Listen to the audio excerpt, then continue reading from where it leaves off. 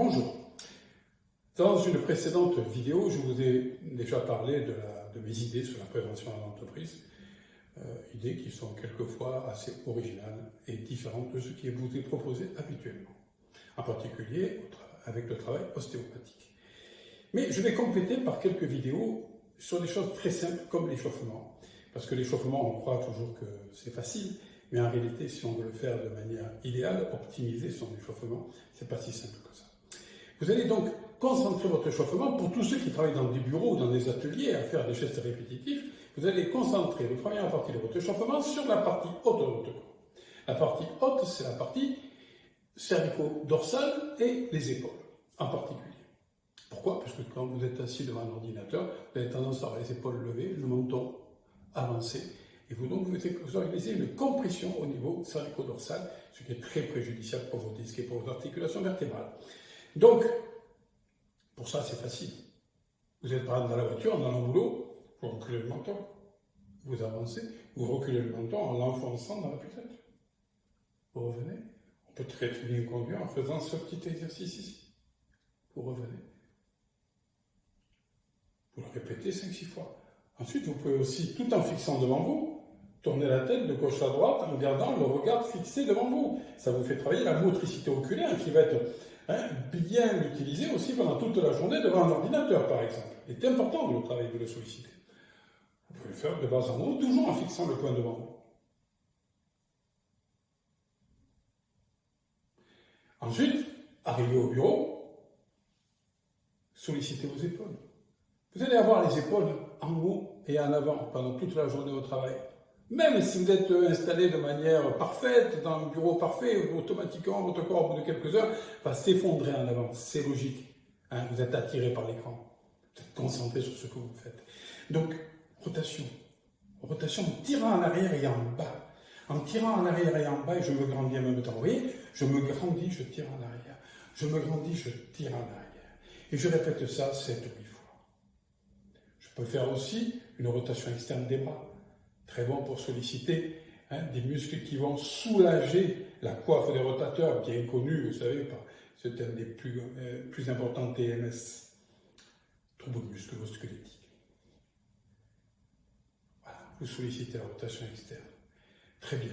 Vous avez travaillé donc le haut du corps. Oui, il n'y a pas besoin de faire 50 choses. Mais il y a une chose aussi qui est essentielle en plus, c'est lutter contre la tension.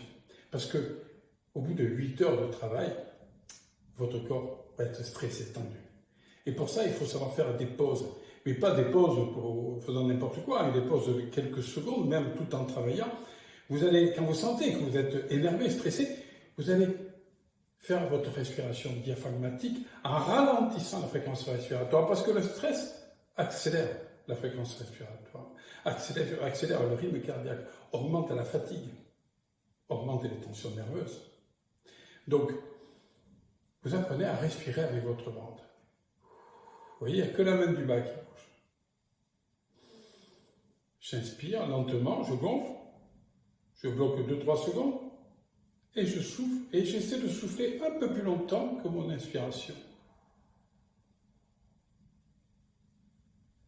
Tout en entendant le ventre.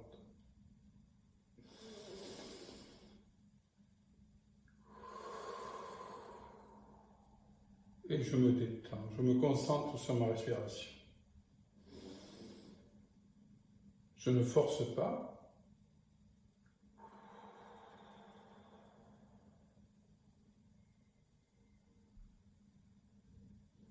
Je cherche le relâchement dans cette respiration. On peut compléter cette respiration par un exercice qui va être plus costaud, plus fort. Inspiration globale. J'inspire d'abord par le ventre, je finis par la cage thoracique pour bien ouvrir ma cage thoracique, bien redresser mon dos d'ailleurs. Je bloque la respiration et je souffle. Je gonfle le ventre, je gonfle la poitrine. Je prends le maximum d'air, je bloque. Je sors bien la poitrine, j'avance bien mon sternum et je souffle.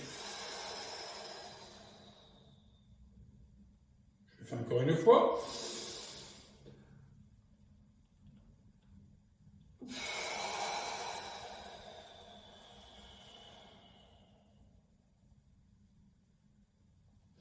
Je vous conseille de faire la respiration diaphragmatique lentement, sur le relâchement, le plus souvent possible dans la journée.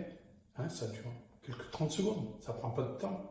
Et cette respiration profonde, c'est quand vous sentez que votre dos est fatigué, en plus des exercices d'échauffement que vous faites, eh bien vous faites cette respiration parce que ça va solliciter les muscles postérieurs, les muscles de votre dos, qui vont se redresser. Votre dos va se redresser, va s'étirer, et en s'étirant, vous allez soulager votre dos. Voilà, ça c'est des petits échauffements que je conseille de faire, c'est facile à faire, c'est utile, à mon avis nécessaire pour avoir une journée en bonne forme et pouvoir rester concentré sur son travail. Je vous remercie et à bientôt pour une autre vidéo. Merci.